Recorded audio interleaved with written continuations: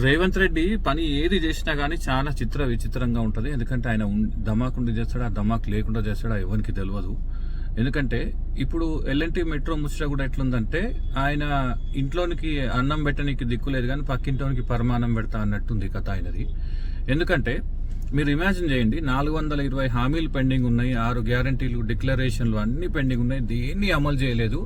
కానీ ఎల్ఎన్టీ సంస్థను కాపాడడం కోసం వాళ్ళకు చాలా కష్టమవుతుందంట. మెట్రో రైలు నడిపించుడు అసలు వాళ్ళకు నష్టాలు వస్తున్నాయంట. పాపం వాళ్ళని సేవ్ చేయాలి, వాళ్ళ స్టాక్ ప్రైస్ని కాపాడాలి కాబట్టి, వాళ్ళ కంపెనీ వాల్యుయేషన్ని కాపాడాలి కాబట్టి 15,000 కోట్ల రూపాయల తెలంగాణ ప్రజల సొమ్ములని తీసుకెళ్లి ఎల్ఎన్టీ మెట్రో కంపెనీకి అప్పజెప్పి వాళ్ళ రుణభారాన్ని తగ్గించి పైగా 2,000 కోట్ల రూపాయల వన్ టైం సెటిల్మెంట్ ఇచ్చి వాళ్ళని కాపాడతాడంట. రేవంత్ రెడ్డి ఇప్పటికైనా ఆలోచించు.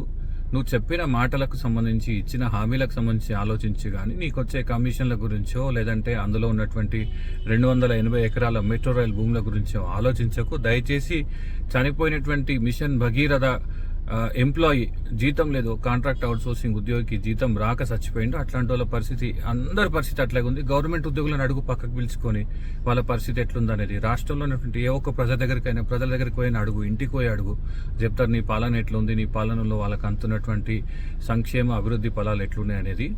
ఇప్పటికైనా నువ్వు ఒకటి గుర్తుపెట్టుకో, ఈ కాంట్రాక్ట్లు, కమిషన్ల దందా కొద్ది రోజులైనా బంద్ చేయి. కనీసం అట్లనే తెలంగాణ ప్రజలు ఊపిరి పీల్చుకుంటారు. లేదంటే నీ ప్లానింగ్తోని, నీ కన్నింగ్ నేచర్తోని, నీ కంపెనీలకు మేలు చేసేటువంటి వ్యవహార శైలితోని తెలంగాణ ఇప్పటికే అప్పుల కుప్ప అయిపోయింది. ఈ 15,000 కోట్ల రూపాయలను కూడా అడిషనల్గా తెలంగాణ ప్రజల మీద భారం మోపొద్దని చెప్పి మీకు తెలంగాణ ప్రజల తరఫున విజ్ఞప్తి చేస్తున్నాను.